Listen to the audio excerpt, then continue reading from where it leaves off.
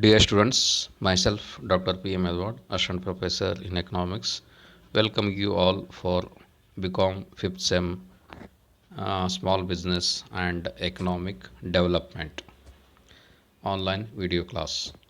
As you know, today we all in critical stages due to COVID-19 corona infection. For that reason, as stated in COVID-19 restriction by the government and as per the government rules and guidelines, I am engaging online video class. All students are requested to watch this online video class in your in YouTube channel only, and it's mandatory for all BCom 5th SEM economics students. Please subscribe to the my channel highlighted in red color as subscribe. If you subscribe my channel in YouTube, you will get notice of my online video classes. Even if you are offline, you will get notification in your mobile by subscribing to any channel by subscribing to my channel. ವಿದ್ಯಾರ್ಥಿಗಳೇ, ನಾನು doctor P.M. Edward ನಿಮಗೆ ಇವತ್ತು online video ಕ್ಲಾಸಿಗೆ ಸ್ವಾಗತವನ್ನು ಕೋರ್ತಾ ಇದ್ದೀನಿ. So ವಿದ್ಯಾರ್ಥಿಗಳೇ, ನಿಮಗೆಲ್ಲರಿಗೂ ಇದು ಒಂದು ಗೊತ್ತಿರುವ ವಿಷಯ.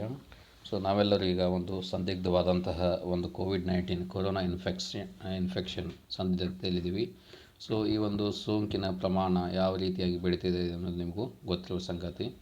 ಸೊ ಹೀಗಾಗಿ ಈ ಒಂದು ಕಾರಣದಿಂದಾಗಿ COVID-19 ನಿರ್ಬಂಧಗಳು ಮತ್ತು ಸರ್ಕಾರದ ನಿಯಮಗಳು ಆ ಒಂದು ಇದರ ಪ್ರಕಾರ ನಾವು ನಿಮಗೆ ಆನ್ಲೈನ್ ಕ್ಲಾಸ್ಗಳನ್ನು ತೆಗೆದುಕೊಳ್ತಕ್ಕಂಥ ಒಂದು ಸ್ಥಿತಿ ನಿರ್ಮಾಣ ಆಗಿದೆ. ಸೊ ಎಲ್ಲ ವಿದ್ಯಾರ್ಥಿಗಳಿಗೆ ನಾನು ಏನು ವಿನಂತಿಸುವುದೇನೆಂದರೆ, ಆನ್ಲೈನ್ ವಿಡಿಯೋ ಕ್ಲಾಸ್ಗಳನ್ನು ಯೂಟ್ಯೂಬ್ ಚಾನೆಲ್ನಲ್ಲಿ ಅಪ್ಲೋಡ್ ಮಾಡಲಾಗುತ್ತದೆ. ಆದ್ದರಿಂದ ಎಲ್ಲ BCom 5th SEM economics students ನೀವು ನನ್ನ ಚಾನಲ್ಗೆ ಸಬ್ಸ್ಕ್ರೈಬ್ ಆಗಬೇಕು. ಮತ್ತು ಯೂಟ್ಯೂಬ್ ಚಾನೆಲ್ನಲ್ಲಿ ಅಲ್ಲಿ ಕೆಳಗಡೆ ಇದು ಸಬ್ಸ್ಕ್ರೈಬ್ ಅಂಥೇಳಿ ರೆಡ್ ಕಲರ್ದಲ್ಲಿ ಇರ್ತದೆ. ಆ ಬಟನನ್ನು ನೀವು ಕ್ಲಿಕ್ ಮಾಡೋದ್ರ ಮೂಲಕ ನನ್ನ ಚಾನಲ್ಗೆ ಸಬ್ಸ್ಕ್ರೈಬ್ ಆಗಬೇಕು.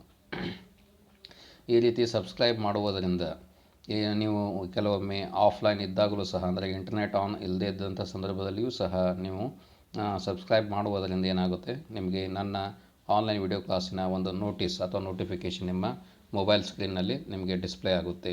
ಆಗ ನೀವು ನೋಡಬಹುದು.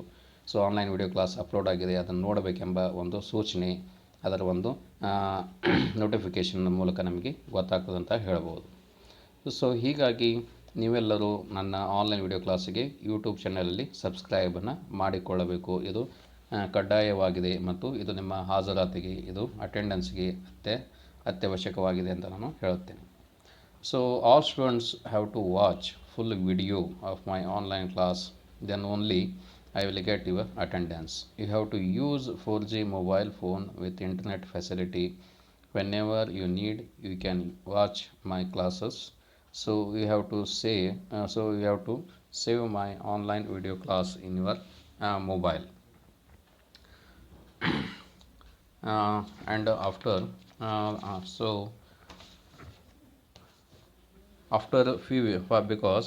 few weeks the link may get expired, so after you will not able to watch my video. So all I have to save my video class and subscribe to my YouTube channel without fail in your mobile phone. So it is mandatory and compulsory for your attendance.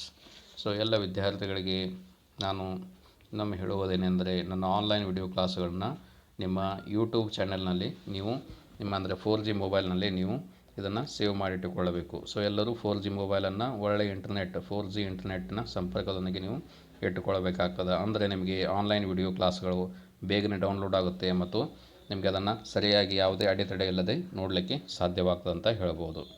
So ಈ ಒಂದು online video class ಇದು ಕೆಲವು ವಾರಗಳ ನಂತರ ಆ ಒಂದು link ಹೋಗಿಬಿಡ್ತದೆ. So ಹೀಗಾಗಿ ನೀವು ನನ್ನ ಆನ್ಲೈನ್ ವಿಡಿಯೋ ಕ್ಲಾಸನ್ನು ಸೇವ್ ಮಾಡಿಟ್ಟುಕೊಂಡರೆ ಏನಾಗುತ್ತೆ, ನೀವು ಎನಿ ಟೈಮ್ ಇದನ್ನು ವೀಕ್ಷಣೆ ಮಾಡಬಹುದು.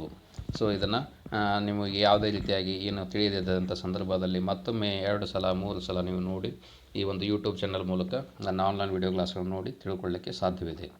ಅದೇ ರೀತಿಯಾಗಿ all students I have requested to note the points. So whatever I have highlighted in slides and whatever I have giving online lecturing, so that time you have to make the points. So ಆ ಸಂದರ್ಭದಲ್ಲಿ ನಾನು ಏನು ನಿಮಗೆ ಈಗ ಈ ಒಂದು online video ಕ್ಲಾಸ್ನಲ್ಲಿ ಹೇಳ್ತಾ ಇದ್ದೀನಿ, ಸೊ ಅದಕ್ಕೆ ಸಂಬಂಧಪಟ್ಟಂತಹ ನಿಮ್ಮ ಏನು ಸ್ಲೈಡ್ಗಳಲ್ಲಿ ಕಾಣ್ತದ ಆ ಹೈಲೈಟ್ಸ್ಗಳನ್ನು ಮತ್ತು ನಾನು ಹೇಳತಕ್ಕಂತಹ ಆನ್ಲೈನ್ ಲೆಕ್ಚರಿಂಗ್ನಲ್ಲಿ ಏನೇನು ಪಾಯಿಂಟ್ಸ್ಗಳನ್ನು ಹೇಳ್ತೇನೆ, ಸ್ಟ್ರೆಸ್ ಮಾಡ್ತೀನಿ, ಅವುಗಳನ್ನು ನೀವು ನೋಟ್ ಮಾಡಿಟ್ಕೊಳ್ಳಬೇಕು. ಸೊ ಹೀಗಾಗಿ ಈಗ ಮಾಡುವುದರಿಂದ ನಿಮಗೆ ಆನ್ಲೈನ್ ಕ್ಲಾಸ್ನಲ್ಲಿ ಏನೇನಾಗಿದೆ ಅನ್ನೋದು ನಿಮಗೆಲ್ಲ ಗೊತ್ತಾಗ್ತದೆ ಮತ್ತು ಈಸಿಯಾಗಿ ನೋಟ್ಸ್ ಮಾಡಿಕೊಳ್ಳೋಕ್ಕೆ ನಿಮಗೆ ಅನುಕೂಲ ಆಗ್ತದೆ ಅಂತ ನಾವು ಹೇಳ್ಬೋದು. ಆದ್ದರಿಂದ ನೀವು ಯಾವುದೇ ಅಡೆತಡೆ ಇಲ್ಲದೆ 4G ಹ್ಯಾಂಡ್ಸೆಟ್ನಲ್ಲಿ 4G ಇಂಟರ್ನೆಟ್ನೊಂದಿಗೆ ನೀವು ನನ್ನ ಆನ್ಲೈನ್ ವಿಡಿಯೋ ಕ್ಲಾಸ್ಗಳನ್ನು ವೀಕ್ಷಣೆ ಮಾಡಬೇಕೆಂದು ನಾನು ನಿಮಗೆ ಹೇಳ್ತಾ ಇದ್ದೀನಿ.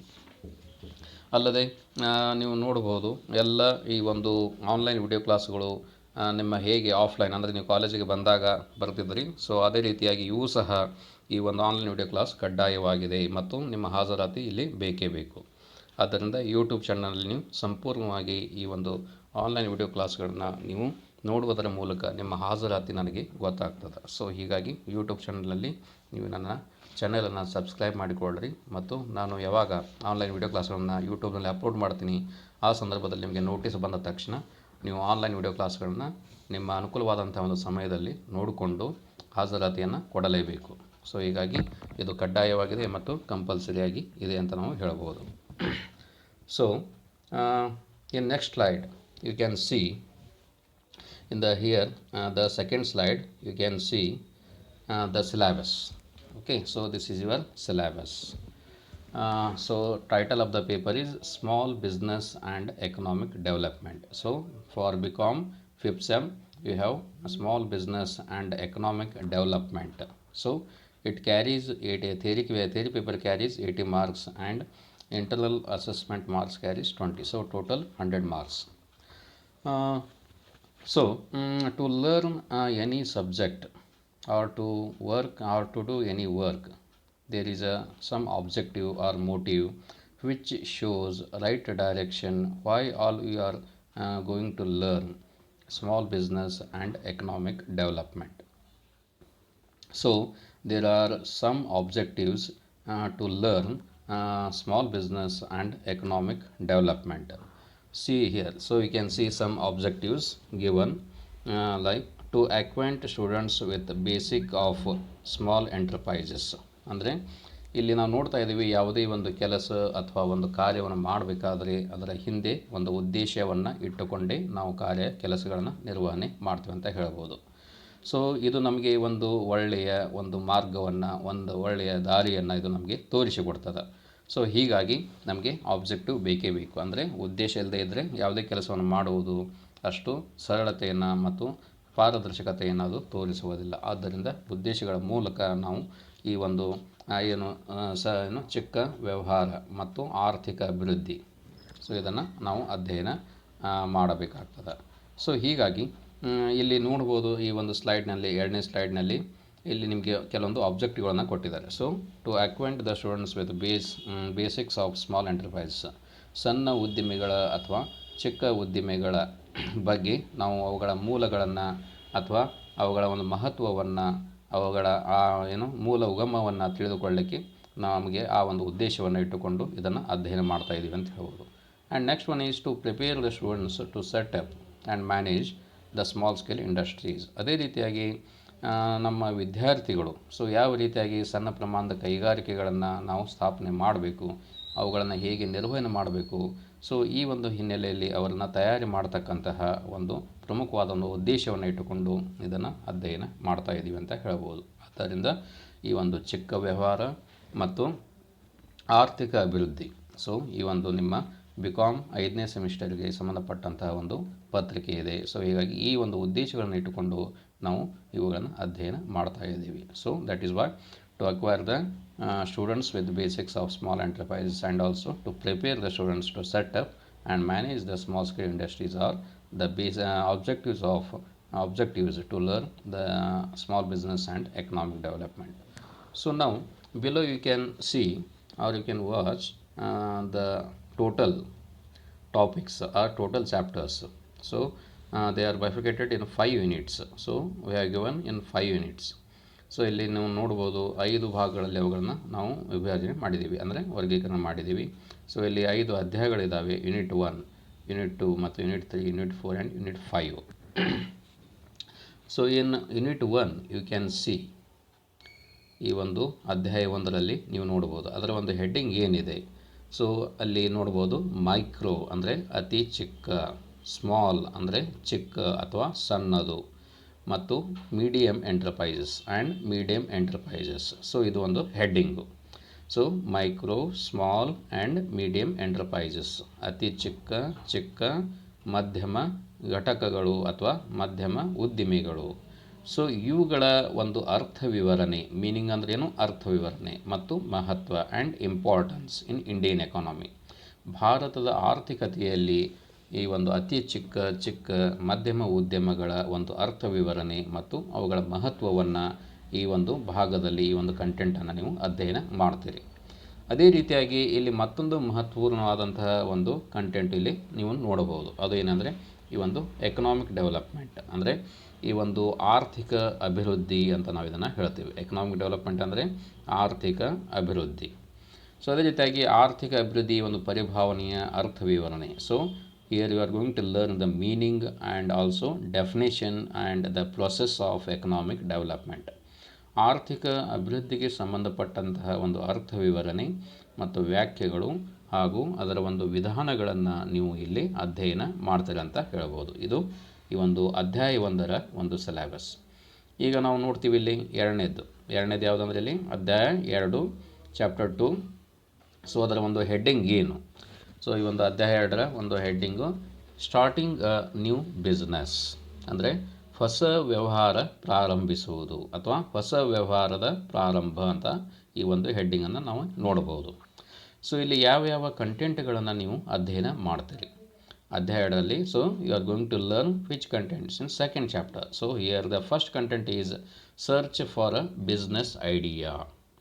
ಸೊ ಇಲ್ಲಿ ನೋಡ್ಬೋದು ಈ ಒಂದು search for a business idea, ಈ ಒಂದು ವ್ಯವಹಾರದ ಒಂದು ಏನು ಯೋಜನೆ ಅಥವಾ ಈ ಒಂದು ವ್ಯವಹಾರಗಳನ್ನು ಅಧ್ಯಯನ ಮಾಡಲಿಕ್ಕೆ ಯಾವ ಒಂದು ಉಪಾಯಗಳನ್ನು ನಾವಿಲ್ಲಿ ನೋಡ್ಬೋದು. ಸೊ ಅವುಗಳ ಒಂದು ಯಾವ ರೀತಿಯ ಒಂದು ಹುಡುಕಾಟ ಅಥವಾ ಆ ಒಂದು ಯಾವ ರೀತಿಯ ಒಂದು ಯೋಜನೆಗಳು, ಸೊ ಅಲ್ಲಿ ಹೊಸ ಉಪಾಯಗಳನ್ನು ನಾವು ವ್ಯವಹಾರಗಳು ಮಾಡಲಿಕ್ಕೆ ಇಲ್ಲಿ ನಾವು ನೋಡ್ತಾ ಇದ್ದೀವಿ. ಸೊ ಹೀಗಾಗಿ search for a business idea. So second one is concept of project. ಇಲ್ಲಿ ಎರಡನೇ ನೋಡ್ತೀವಿ, ಈ ಒಂದು ಯೋಜನೆಯ ಒಂದು ಪರಿಭಾವನೆಗಳನ್ನು ಇಲ್ಲಿ ಅಧ್ಯಯನ ಮಾಡ್ತೀವಿ. ಯೋಜನೆಯ ಪರಿಭಾವನೆಗಳನ್ನು ಇಲ್ಲಿ ನಾವು ಅಧ್ಯಯನ ಮಾಡ್ತೀವಿ ಅಂತ ನಾವು ಹೇಳಬಹುದು. ಸೊ ಹಾಗೆ search for A business idea, ವ್ಯವಹಾರದ ಒಂದು ಉಪಾಯಗಳ ಕುರಿತು ಒಂದು ಶೋಧ ಅಥವಾ ಪ್ರಾರಂಭಿಸುವುದು ಅಂತ ಹೇಳ್ತೀವಿ. ವ್ಯವಹಾರದ ಉಪಾಯದ ಕುರಿತು ಶೋಧ ಅಥವಾ ಪ್ರಾರಂಭಿಸುವುದು ಅಂತ ನಾವು ಹೇಳಬಹುದು. ಅದೇ ರೀತಿಯಾಗಿ ಕನ್ಸೆಪ್ಟ್ ಆಫ್ ಪ್ರಾಜೆಕ್ಟ್ ಅಂದರೆ ಏನು, ಇಲ್ಲಿ ಯೋಜನೆಯ ಒಂದು ಪರಿಭಾವನೆಗಳು ಅಂತ ಹೇಳ್ತೀವಿ. ಅದೇ ರೀತಿಯಾಗಿ ನೆಕ್ಸ್ಟ್ ಮತ್ತೆ ಅಲ್ಲಿ ಮುಂದೆ ಒಂದು ಕಂಟೆಂಟನ್ನು ನೋಡಬಹುದು. ಸೊ ಇಲ್ಲಿ ಮುಂದೆ ಬರತಕ್ಕಂಥದ್ದು ಮತ್ತೊಂದು ಕಂಟೆಂಟ್ ಯಾವುದಂದರೆ ಪ್ರಾಜೆಕ್ಟ್ ಐಡೆಂಟಿಫಿಕೇಷನ್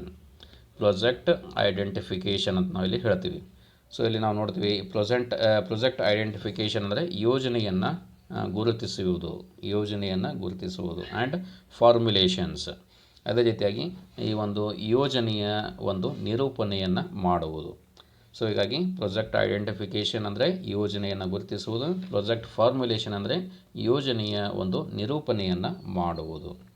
ಮತ್ತೊಂದು ಇಲ್ಲಿ ಕಂಟೆಂಟ್ ಬರ್ತದೆ ಪ್ರಾಜೆಕ್ಟ್ ರಿಪೋರ್ಟ್ ಅಂದರೆ ಯೋಜನಾ ವರದಿ. ಸೊ ಇಷ್ಟು ಇದು ಅಧ್ಯಾಯ 2ರ ಒಂದು ಸಿಲೆಬಸ್. ಇನ್ನು next so I will move on to the third chapter. So the heading of third chapter is sources of finance. ಹಣಕಾಸಿನ ಮೂಲಗಳ ಒಂದು ಹೆಡ್ಡಿಂಗ್ ಇದೆ. ಅಧ್ಯಾಯ 3 ಹಣಕಾಸಿನ ಮೂಲಗಳು. ಸೊ ಇಲ್ಲಿ here you are going to learn the financial institutions for MSMEs. ಸೊ ಇಲ್ಲಿ MSMEಗಳ ಒಂದು ಹಣಕಾಸು ಸಂಸ್ಥೆಗಳ ಕುರಿತು ನೀವು ಇಲ್ಲಿ ಅಧ್ಯಯನವನ್ನು ಮಾಡ್ತೀರಿ. ಸೊ ಇಲ್ಲಿ ನೀವು MSMEದ ಲಾಂಗ್ ಫಾರ್ಮನ್ನು ಹೇಳ್ಬೋದು. ಏನು? ಮೈಕ್ರೋ, M ಅಂದರೆ ಮೈಕ್ರೋ, S ಅಂದರೆ ಸ್ಮಾಲ್, ಆಮೇಲೆ M ಅಂದರೆ ಮೀಡಿಯಮ್, ಈಸ್ ಅಂದರೆ enterprises. Micro, small, medium enterprises. ಅತಿ ಚಿಕ್ಕ ಮಧ್ಯಮ ಉದ್ದಿಮೆಗಳು ಅಂತ ಇದನ್ನು ನಾವು ಕನ್ನಡದಲ್ಲಿ ಆ ಒಂದು ಪದವನ್ನು ವಿಸ್ತರಿಸಿ ಹೇಳಬಹುದು.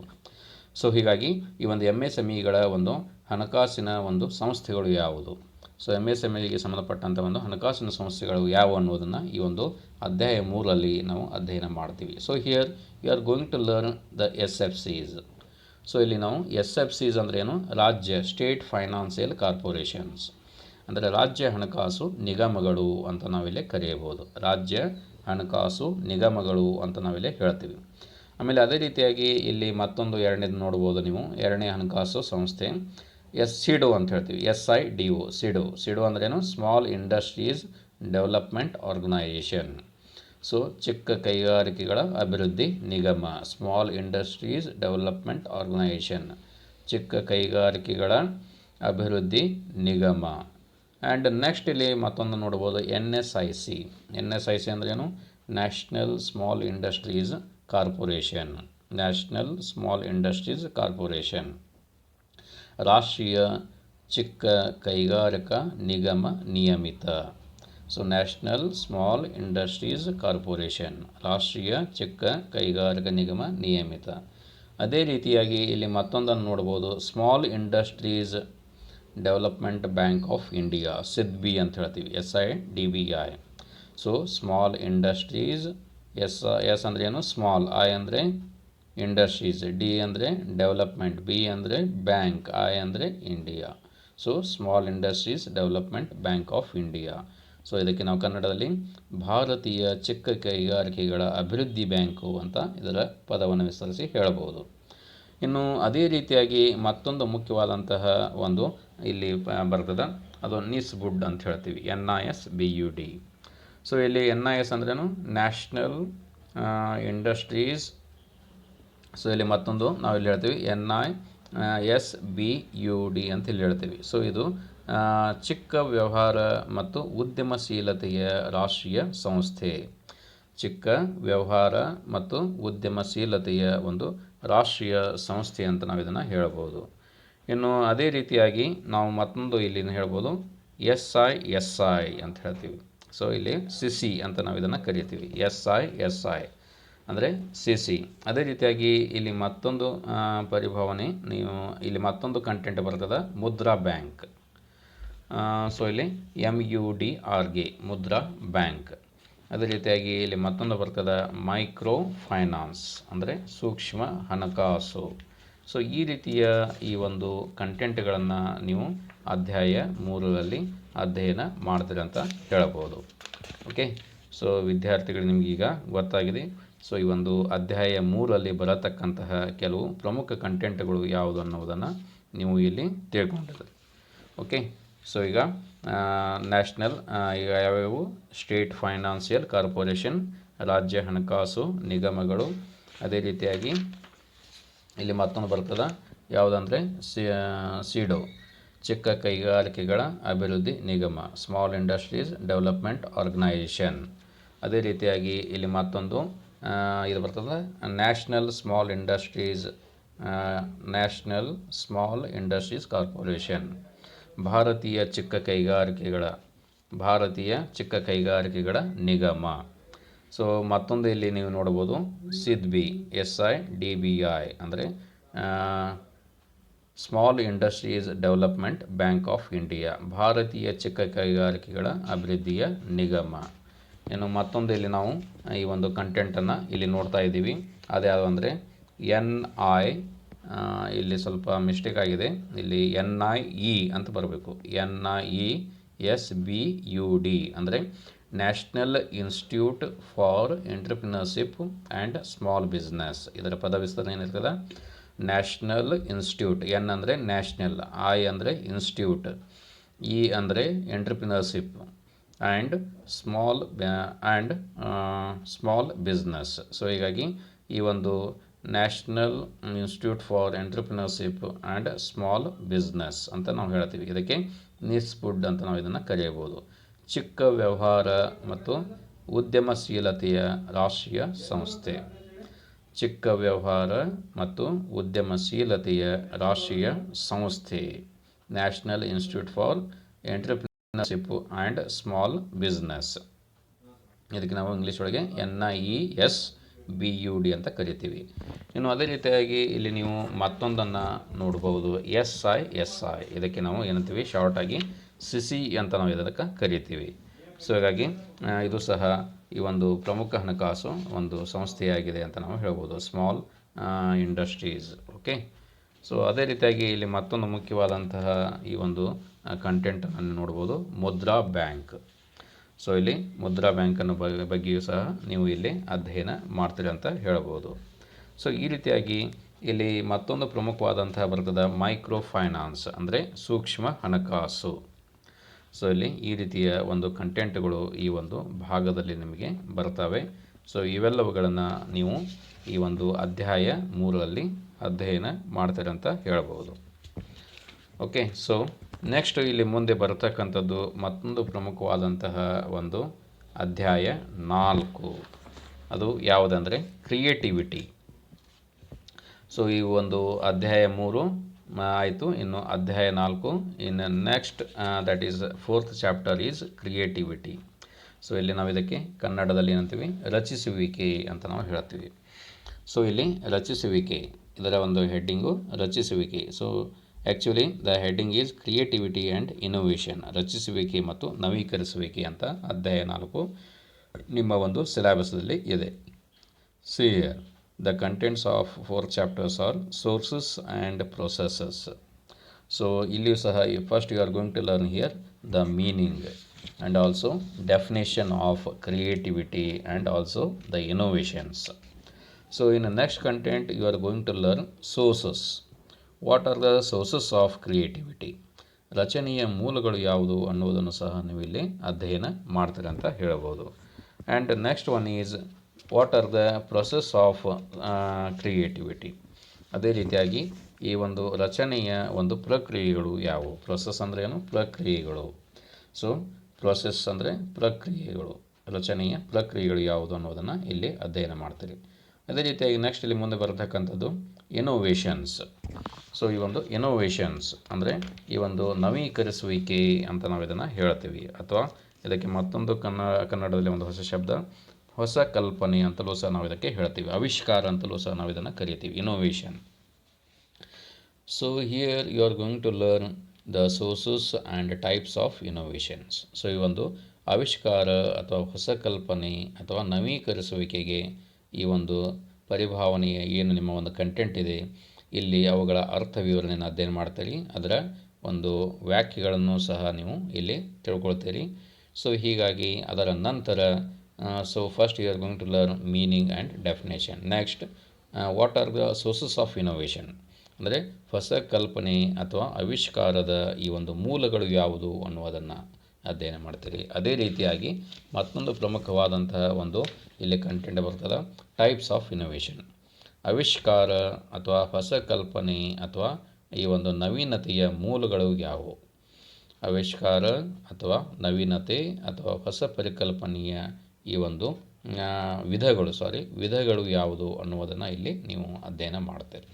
Okay, so what are the types of innovations. So next chapter 5, 5ನೇ ಒಂದು ಅಧ್ಯಾಯ. So the heading of 5th chapter. So ಇಲ್ಲಿ ನೀವು ಅಧ್ಯಾಯ 5 ಯಾವುದಂತ ಹೇಳ್ತೀವಿ, ಹೆಡ್ಡಿಂಗ್ ಇಲ್ಲಿ roll of DIC and industrial estate. So ಈ ಒಂದು ರೋಲ್ ಆಫ್ DIC, ಜಿಲ್ಲಾ ಕೈಗಾರಿಕಾ ಕೇಂದ್ರದ ಪಾತ್ರ, ಇದು ಅಧ್ಯಾಯ 5. ಸೊ DIC ಅಂದ್ರೇನು, district industries centre. So district ಅಂದರೆ ಜಿಲ್ಲಾ, I ಅಂದರೆ ಇಂಡಸ್ಟ್ರಿ, C ಅಂದರೆ ಸೆಂಟರ್, ಡಿಸ್ಟ್ರಿಕ್ಟ್ ಇಂಡಸ್ಟ್ರಿ ಸೆಂಟರ್, ಜಿಲ್ಲಾ ಕೈಗಾರಿಕಾ ಕೇಂದ್ರ ಅಂತ ನಾವು ಇದನ್ನು ಹೇಳ್ತೀವಿ. ಇದು ನಿಮ್ಮ ಅಧ್ಯಾಯ 5ರ ಒಂದು heading. So here you are going to learn what are the roles of DIC in promoting MSMEs. So ಈಗ ನಾನು ಹೇಳಿದ್ದೀನಿ MSMEs ಅಂದರೆ ಏನು. M ಅಂದರೆ ಮೈಕ್ರೋ, ಅತಿ ಚಿಕ್ಕ, S ಅಂದರೆ ಸ್ಮಾಲ್, ಚಿಕ್ಕ ಅಥವಾ ಸಣ್ಣದು, M ಅಂದರೆ ಮೀಡಿಯಮ್, ಮಧ್ಯಮ, ಈಸ್ ಅಂದರೆ ಎಂಟರ್ಪ್ರೈಸಸ್. ಅಂದರೆ ಈ ಒಂದು ಅತಿ ಚಿಕ್ಕ ಮಧ್ಯಮ ಉದ್ದಿಮೆಗಳ ಒಂದು ಉತ್ತೇಜನ ಅಥವಾ ಬೆಳೆಸುವಲ್ಲಿ ಈ ಒಂದು ಜಿಲ್ಲಾ ಕೈಗಾರಿಕಾ ಕೇಂದ್ರದ ಪಾತ್ರಗಳು ಏನು ಅನ್ನುವುದನ್ನು ಇಲ್ಲಿ ಅಧ್ಯಯನ ಮಾಡ್ತೀರಿ. ಓಕೆ, ಸೊ ಈ ಒಂದು MSMEಯಲ್ಲಿ ಜಿಲ್ಲಾ ಕೈಗಾರಿಕಾ ಕೇಂದ್ರದ ಪಾತ್ರ. ಸೊ ನೆಕ್ಸ್ಟ್ ಇಲ್ಲಿ ಮತ್ತೊಂದು ಕಂಟೆಂಟ್ ಬರ್ತದೆ, industrial estates. So industrial estate ಅದು ಕನ್ನಡದಲ್ಲಿ ಅಂತ ಇದ್ದೀವಿ, ಕೈಗಾರಿಕಾ ವಸಾಹತು ಅಂತ ಇದನ್ನು ನಾವು ಕರಿತೀವಿ. ಸೊ ಇಲ್ಲಿ ಇಂಡಸ್ಟ್ರಿಯಲ್ ಎಸ್ಟೇಟ್ ಬಗ್ಗೆ ಅಧ್ಯಯನವನ್ನು ನೀವು ಮಾಡ್ತೀರಿ. And next government schemes and incentives. So ಅದೇ ರೀತಿಯಾಗಿ what are the government schemes for and incentives for MSMEs. ಸೊ ಇಲ್ಲಿ ನೀವು ಈ ಒಂದು ಸರ್ಕಾರದ ಈ ಒಂದು ಯೋಜನೆಗಳು ಏನು, ಅದೇ ರೀತಿಯಾಗಿ ಅಲ್ಲಿ ಪ್ರೋತ್ಸಾಹಕಗಳು ಏನು ಅನ್ನುವುದನ್ನು ಈ ಒಂದು ಕಂಟೆಂಟದಲ್ಲಿ ನೀವು ಅಧ್ಯಯನ ಮಾಡ್ತೀರಿ. And also you are going to learn policy for MSMEs. So MSMEಗಳ ಒಂದು ಪ್ರಮುಖವಾದಂತಹ ಈ ಒಂದು ನೀತಿಗಳು ಏನಿದ್ದಾವೆ ಅವುಗಳನ್ನು ಸಹ ನೀವು ಇಲ್ಲಿ ಅಧ್ಯಯನ ಮಾಡ್ತೀವಿ. So the content here is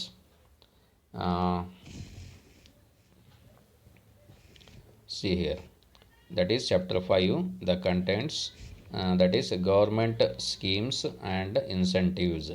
ಸರ್ಕಾರದ ಈ ಒಂದು ಯೋಜನೆಗಳು ಅಥವಾ ಮತ್ತು ಅವುಗಳ ಪ್ರೋತ್ಸಾಹಕಗಳು ಹಾಗೂ ಅತಿ ಚಿಕ್ಕ ಮಧ್ಯಮ ಉದ್ದಿಮೆಗಳ ಈ ಒಂದು ಸರ್ಕಾರದ ಯೋಜನೆಗಳು ಮತ್ತು ಪ್ರೋತ್ಸಾಹಕಗಳು ಹಾಗೂ ಅವುಗಳ ನೀತಿ. ಸೊ ಈ ರೀತಿಯಾಗಿ ಈ ಒಂದು ಅಧ್ಯಾಯ 5ರಲ್ಲಿ ಕಂಡುಬರತಕ್ಕಂಥ ಈ ಒಂದು ಕಂಟೆಂಟು ನಿಮ್ಮ ಅಧ್ಯಾಯ 5ರ ಒಂದು ಸಿಲೆಬಸ್ ಆಗಿದೆ ಅಂತ ನಾವು ಹೇಳಬಹುದು. ಓಕೆ, ಸೊ ಎಲ್ಲ ವಿದ್ಯಾರ್ಥಿಗಳಿಗೂ ಅತಿ ವಿವರವಾಗಿ ನಾನು ಕನ್ನಡ ಮತ್ತು ಇಂಗ್ಲೀಷ್ ಮಾಧ್ಯಮದಲ್ಲಿ ನಿಮಗೆ ಸಿಲೆಬಸ್ನ ಒಂದು ಮಾಹಿತಿಯನ್ನು ನೀಡಿದ್ದೀನಿ. ಸೊ ಅಧ್ಯಾಯ 1 ಯಾವುದು, micro, small and medium enterprises, ಅತಿ ಚಿಕ್ಕ ಮತ್ತು ಮಧ್ಯಮ ಉದ್ದಿಮೆಗಳು, ಇದು ಅಧ್ಯಾಯ 1. ಅಧ್ಯಾಯ 2 ಸ್ಟಾರ್ಟಿಂಗ್ ಅ ನ್ಯೂ ಬಿಸ್ನೆಸ್, ಹೊಸ ವ್ಯವಹಾರವನ್ನು ಪ್ರಾರಂಭಿಸುವುದು. ಅಧ್ಯಾಯ 3 ಸೋರ್ಸಸ್ ಆಫ್ ಫೈನಾನ್ಸ್, ಹಣಕಾಸಿನ ಮೂಲಗಳು. ಅಧ್ಯಾಯ 4 ಕ್ರಿಯೇಟಿವಿಟಿ ಆ್ಯಂಡ್ ಇನೋವೇಷನ್ಸ್, ರಚಿಸುವಿಕೆ ಮತ್ತು ನವೀಕರಿಸುವಿಕೆ ಅಥವಾ ಆವಿಷ್ಕಾರ ಅಥವಾ ಹೊಸ ಕಲ್ಪನೆ, ಇದು ಅಧ್ಯಾಯ 4ರ ಹೆಡ್ಡಿಂಗು. ಆಮೇಲೆ ಅದೇ ರೀತಿಯಾಗಿ ಅಧ್ಯಾಯ 5 role of DIC in promoting MSMEs. So MSMEಗಳ ಅಭಿವೃದ್ಧಿಯಲ್ಲಿ ಅಥವಾ ಅವುಗಳನ್ನು ಉತ್ತೇಜಿಸುವಲ್ಲಿ, ಪ್ರೋತ್ಸಾಹಿಸುವಲ್ಲಿ DICಯ ಒಂದು ಪಾತ್ರ, ಇದು ನಿಮ್ಮ ಅಧ್ಯಾಯ 5. ಸೊ ಈ ರೀತಿಯಾಗಿ ಒಟ್ಟು 5 ಅಧ್ಯಾಯಗಳನ್ನು ನೀವು ಈ ಒಂದು small business and economic development ಇಲ್ಲಿ ಈ ಒಂದು ಇದರಲ್ಲಿ ನೀವು ಅಧ್ಯಯನ ಮಾಡ್ತೀರಿ. Okay, so now I will move on to the below contents here. What books you are going to refer for all the 5 chapters for your syllabus. So as per your syllabus, so you will get so many references books. Okay, so ನೀವು ಇಲ್ಲಿ ಗಮನಿಸಬಹುದು ಕೆಳಗಡೆ books for references ಅಂತಿದೆ, ಅಂದರೆ ಯಾವ ಬುಕ್ಗಳನ್ನು ಗ್ರಂಥಗಳನ್ನು ನೀವು ಇಲ್ಲಿ ರೆಫರ್ ಮಾಡಬಹುದು. ಸೊ ಇಲ್ಲಿ first you can see fundamentals of entrepreneurship and small business. So this is English medium book written by Aurora and so Kalyani Publishers. So ಇದು ಇಂಗ್ಲೀಷ್ ಮಾಧ್ಯಮಕ್ಕೆ ಸಂಬಂಧಪಟ್ಟ. So this is English medium book. And next one is small scale industries and entrepreneurial development by CSV Murthy, Himalaya publishing house. ಅದೇ ರೀತಿಯಾಗಿ ಮೂರನೇದು ಬರ್ತದೆ ಇಲ್ಲಿ, entrepreneurial development by SS Kanaka. So ಇದು is a very good work. SS Kanaka ಅವರು ಬರೆದಂತಹ ಈ ಒಂದು ಇಂಗ್ಲೀಷ್ ಮಾಧ್ಯಮ ಬುಕ್ಕು ಇದು ಇಂಗ್ಲೀಷ್ ಮೀಡಿಯಂ ವಿದ್ಯಾರ್ಥಿಗಳ ಉಪಯುಕ್ತ. ಸೊ ಆದಾಗ್ಯೂ ಸಹ ಕನ್ನಡ ಮಾಧ್ಯಮ ವಿದ್ಯಾರ್ಥಿಗಳು ಸಹ ಇವುಗಳನ್ನು ನೀವು ಹೆಚ್ಚಿನ ಒಂದು ಆಳವಾದ ಒಂದು ಅಧ್ಯಯನ ಸಲುವಾಗಿ ಬುಕ್ಗಳನ್ನು ನೀವು ರೆಫರ್ ಮಾಡಬಹುದು. And next one is dynamics of entrepreneurial development and management. So by Vasant Desai, Himalaya publications. Dynamics of entrepreneurial development and management. And the last one is entrepreneurship a small business by Dr. PM Charantimat. So this is Pearson Publications. Okay, so all these books are in English medium. So English medium and also Kannada medium. So so my suggestion is that all you have to refer these English medium books is very good for your deep study and to get more knowledge in this subject. So for that purpose you have to refer all the 5 books. And there are so many there are other Kannada books are there. There are as per RCU syllabus. So ಈಗಾಗಲೇ ನಿಮಗೆ ಕನ್ನಡ ಮಾಧ್ಯಮ ವಿದ್ಯಾರ್ಥಿಗಳಿಗೂ ಸಹ ಮತ್ತು English ಮಾಧ್ಯಮ ವಿದ್ಯಾರ್ಥಿಗಳು ಸಹ ಈ ಒಂದು ರಾಣಿ ಚೆನ್ನಮ್ಮ ವಿಶ್ವವಿದ್ಯಾಲಯದ ಸಿಲೆಬಸ್ನ ಪ್ರಕಾರ ಇದ್ದಂಥ ಒಂದು ಟೆಕ್ಸ್ಟ್ ಬುಕ್ ಸಹ ಇದೆ. ಸೊ ಅದು ಕನ್ನಡ ಮಾಧ್ಯಮದಲ್ಲಿ ಚಿಕ್ಕ ವ್ಯವಹಾರ ಮತ್ತು ಆರ್ಥಿಕ ಅಭಿವೃದ್ಧಿ. ಆಥರ್ ಯಾರು ಅಂದರೆ KD Basava. So small business and economic development, KD Basava ಅವರು ಬರೆದಂತಹ. So this is also in English medium. Okay, so KD Basava has written both in Kannada and English medium, that is small business and economic development. ಚಿಕ್ಕ ವ್ಯವಹಾರ ಮತ್ತು ಆರ್ಥಿಕ ಅಭಿವೃದ್ಧಿಯ ಈ ಒಂದು ಪುಸ್ತಕವನ್ನು ಸಹ ನಮ್ಮ RCU ಸಿಲೆಬಸ್ನ ಪ್ರಕಾರ KD ಬಸವ ಅವರು ಬರೆದಂಥ ಬುಕ್ಕು ನಿಮಗೆ ಸಿಗ್ತದೆ. ಓಕೆ, ಅದೇ ರೀತಿಯಾಗಿ ಇನ್ನೂ ಕೆಲವು ಆಥರ್ಗಳು ಕನ್ನಡ ಮಾಧ್ಯಮದಲ್ಲಿ ಬರೆದಿದ್ದಾರೆ. ಸೊ ಬೇರೆ ಬೇರೆ ಬುಕ್ಗಳಿದ್ದಾವೆ. ನೀವು ನಮ್ಮ ಗ್ರಂಥಾಲಯದಲ್ಲಿಯೂ ಸಹ ನೀವು ಈ ಬುಕ್ಗಳನ್ನು ತೆಗೆದುಕೊಳ್ಳಬಹುದು. ಓಕೆ, ಸೊ ಈಗ ನಿಮಗೆ ಗೊತ್ತಿದೆ. So all these books are available in our college library. All English medium books and even the Kannada medium books are available in our college library, and some books are available in our economics department also. So when college permits to come for all the students, so that time you can come to our college library and refer all these books. Okay, so ಎಲ್ಲ ವಿದ್ಯಾರ್ಥಿಗಳಿಗೂ ಅನುಮತಿಯನ್ನು ನೀಡಿದಾಗ ಕಾಲೇಜಿಗೆ ಬರಲಿಕ್ಕೆ ಆ ಸಂದರ್ಭದಲ್ಲಿ ನೀವು ಕಾಲೇಜಿಗೆ ಬಂದು ನಮ್ಮ ಲೈಬ್ರರಿ ಬುಕ್ಸ್ಗಳನ್ನು ಮತ್ತು ನಮ್ಮ ಅರ್ಥಶಾಸ್ತ್ರ ವಿಭಾಗದಲ್ಲಿರ್ತಕ್ಕಂಥ ಕೆಲವು ಬುಕ್ಗಳನ್ನು, ಇದಕ್ಕೆ ಸಂಬಂಧಪಟ್ಟ ಕೆಲವು ಬುಕ್ಗಳನ್ನು ನೀವು ನೋಟ್ಸ್ಗಳ ಸಲುವಾಗಿ ಅಥವಾ ಅಧ್ಯಯನದ ಸಲುವಾಗಿ ಪಡೆದುಕೊಳ್ಳಲಿಕ್ಕೆ ಅವಕಾಶ ಇದೆ ಅಂತ ನಾವು ಹೇಳಬಹುದು. Okay, so this is all about your syllabus. And next I will move on to the next slide, that is about semester and IA test. ಸೊ ಇಲ್ಲಿ ನಾವು ಮೂರನೇ ಒಂದು ಸ್ಲೈಡ್ನಲ್ಲಿ ನೋಡ್ತಾ ಇದ್ದೀವಿ. ನೆಕ್ಸ್ಟ್ ಸ್ಲೈಡ್ನಲ್ಲಿ, so next slide is about semester examination. You know the theory paper will carry, the theory paper will carry 80 marks and internal assessment will carry 20 marks.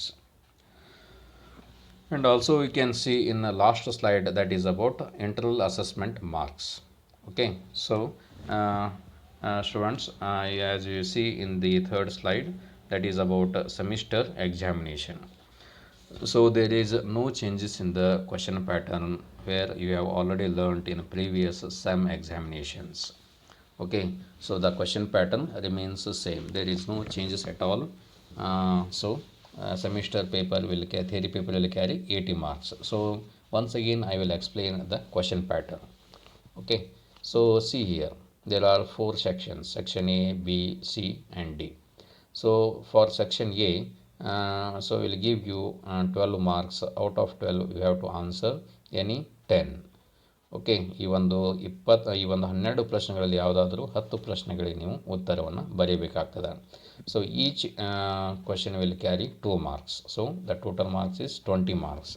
For that purpose you have to allot time of 30 minutes only. So ಇದರ ಸಲುವಾಗಿ ನೀವು 10 ಪ್ರಶ್ನೆಗಳನ್ನು ಉತ್ತರಿಸಲಿಕ್ಕೆ ಕೇವಲ 30 ನಿಮಿಷ ಸಮಯವನ್ನು ಈ ಒಂದು semester ಎಕ್ಸಾಮ್ದಲ್ಲಿ ನೀವು ಕೊಡಬೇಕಾಗ್ತದೆ. And next one is section B.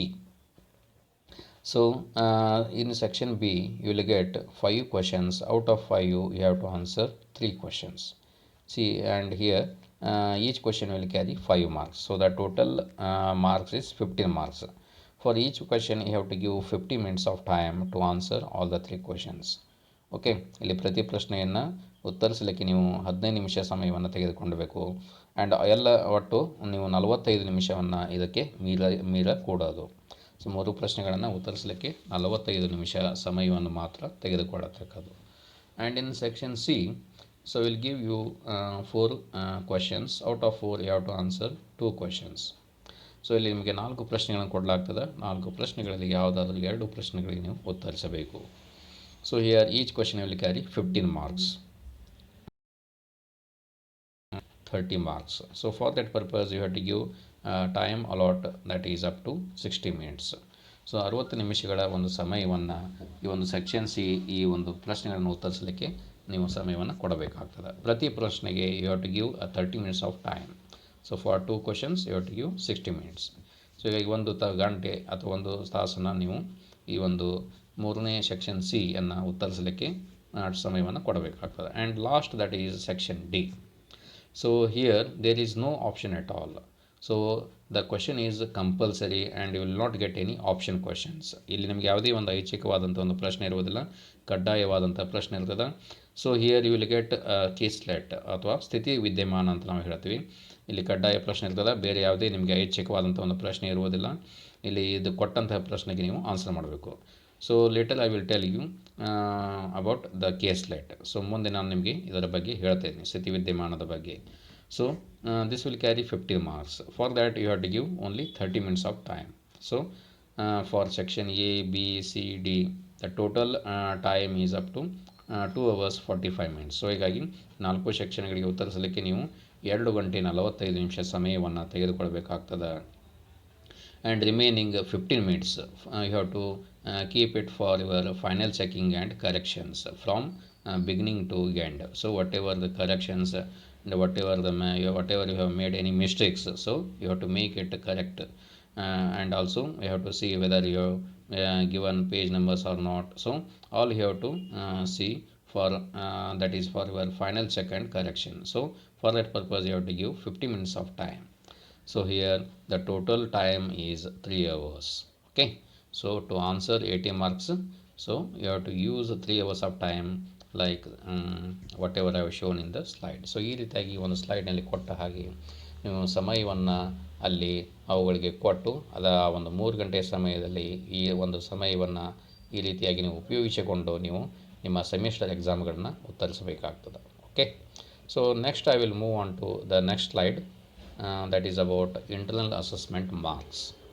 So ಇದಕ್ಕೆ ನಾವೇಂತೀವಿ ಆಂತರಿಕ ಅಂಕಗಳ ಪರೀಕ್ಷೆ ಅಂತ ನಾವು ಇದನ್ನು ಕರಿತೀವಿ. See here, so internal assessment marks will carry 20 marks. So the similar fashion is also repeated whatever you have learned in previous semesters. So ಈಗಾಗಲೇ ನೀವು ಈ ಒಂದು ಪ್ರೀವಿಯಸ್ ಹಿಂದಿನ ಒಂದು ಸೆಮಿಸ್ಟರಲ್ಲಿ ಏನು ಅಧ್ಯಯನ ಮಾಡಿದರೆ ಅದೇ ಇಲ್ಲಿಯೂ ಸಹ ಈ ಒಂದು ರಿಪೀಟ್ ಆಗಿದೆ ಅಂತ ನಾವು ಹೇಳ್ಬೋದು.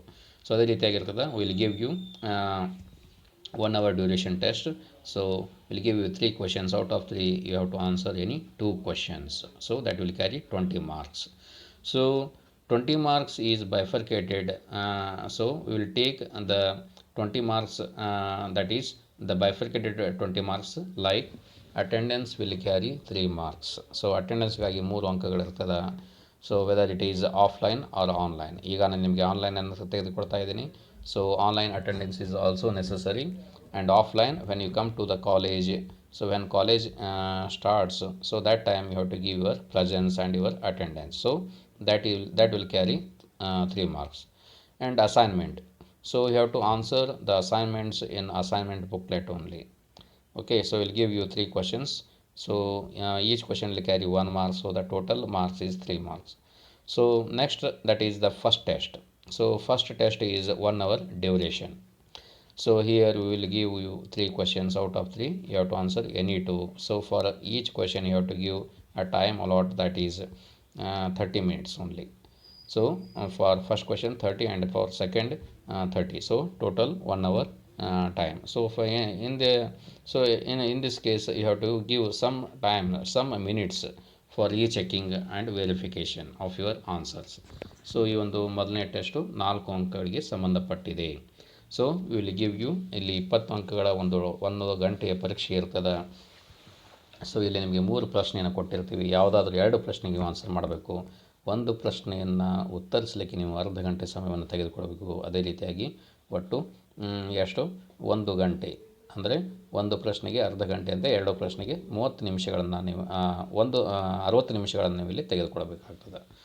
ಸೊ ಹಿಯರ್ ಯಾರಿಗೆ 20ಕ್ಕೆ 20 ಬೀಳ್ತದೆ, ದೋಸ್ ವಿಲ್ ಗೆಟ್ 20.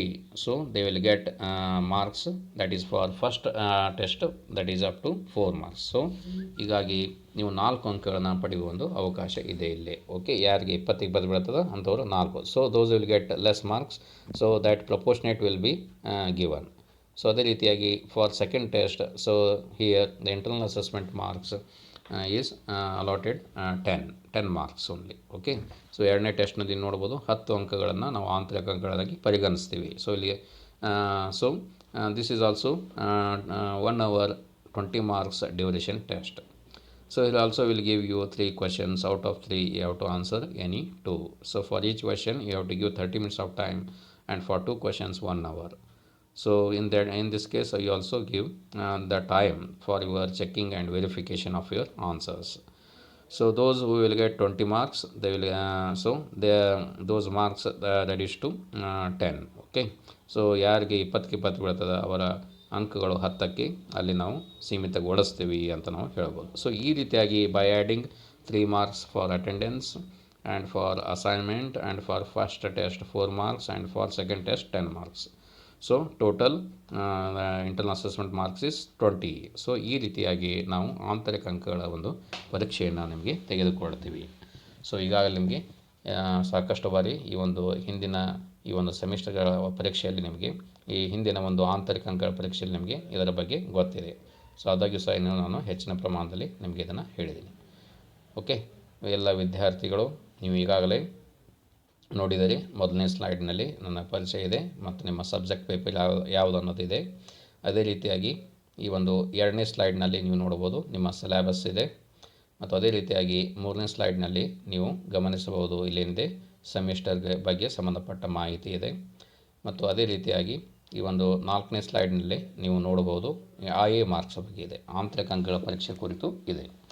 ಸೊ ಇವುಗಳನ್ನು ನಾನು ನಿಮ್ಮ ಈ ಒಂದು ವಾಟ್ಸಪ್ ಗ್ರೂಪ್ನಲ್ಲಿ ಈ ಸ್ಲೈಡ್ಗಳನ್ನು ಅಲ್ಲಿ ನಾನು ನಿಮಗೆ ಫಾರ್ವರ್ಡ್ ಮಾಡ್ತೀನಿ, ಅಲ್ಲಿ ನೀವು ಅದನ್ನು ಗಮನಿಸಬಹುದು. So you have to make the notes of all these points, specially your syllabus. So ಯಾರು ಕನ್ನಡ ಮಾಧ್ಯಮದ ವಿದ್ಯಾರ್ಥಿಗಳಿದ್ದಾರೋ ಅವುಗಳಿಗೆ ನಾನು ಕನ್ನಡ ಮತ್ತು ಇಂಗ್ಲೀಷ್ ಸೊ ಒಂದಕ್ಕೊಂದು ನಾನು ಅನುವಾದ ಮಾಡಿ ಟ್ರಾನ್ಸ್ಲೇಟ್ ಮಾಡಿ ನಿಮಗೆ ಹೇಳಿದ್ದೀನಿ. ಸೊ ಸರಿಯಾಗಿ ನೀವು ಕನ್ನಡ ಮಾಧ್ಯಮದವರು ನಾನು ಹೇಗೆ ಟ್ರಾನ್ಸ್ಲೇಟ್ ಮಾಡಿದ್ದೀನಿ ಅದೇ ರೀತಿಯಾಗಿ ನೀವು ಏನು ಮಾಡಬೇಕು, ನೀವು ಸಿಲೆಬಸನ್ನು ನೋಟ್ ಮಾಡಿಕೊಳ್ಳಬೇಕು. ಓಕೆ, ಸೊ ನಿಮಗೆ ಯಾವುದೇ ರೀತಿಯ ಒಂದು ಸಮಸ್ಯೆ ಅಥವಾ ಏನಾದರೂ ಇದ್ದರೆ ಸೊ ನೀವು ನನಗೆ ಪ್ರಶ್ನೆಯನ್ನು ಕೇಳಬಹುದು. ಓಕೆ, ಸೊ ಎಲ್ಲ ವಿದ್ಯಾರ್ಥಿಗಳಿಗೆ ನಾನು ಅತಿ ಮನದಟ್ಟಾಗಿ ಎಲ್ಲವನ್ನು ನಿಮಗೆ ಹೇಳಿದ್ದೀನಿ ಅಂತ ತಿಳ್ಕೊಂಡಿದ್ದೀನಿ. So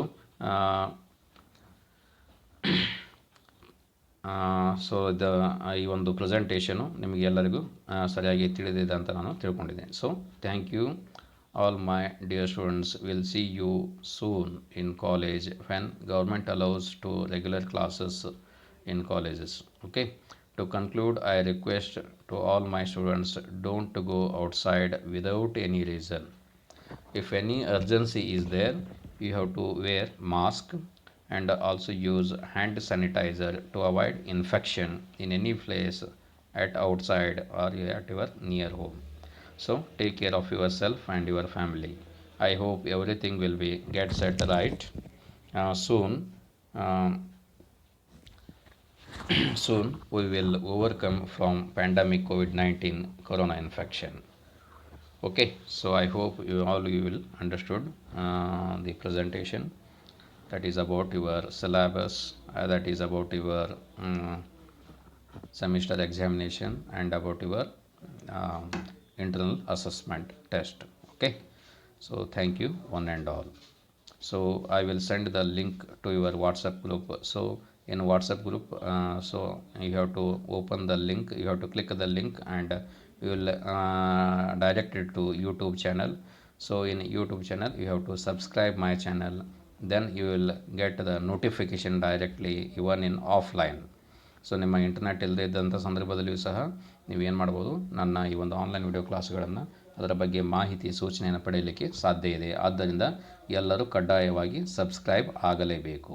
Okay, so all you have to subscribe to my channel only, so for your economics subject. Okay, thank you all my dear students.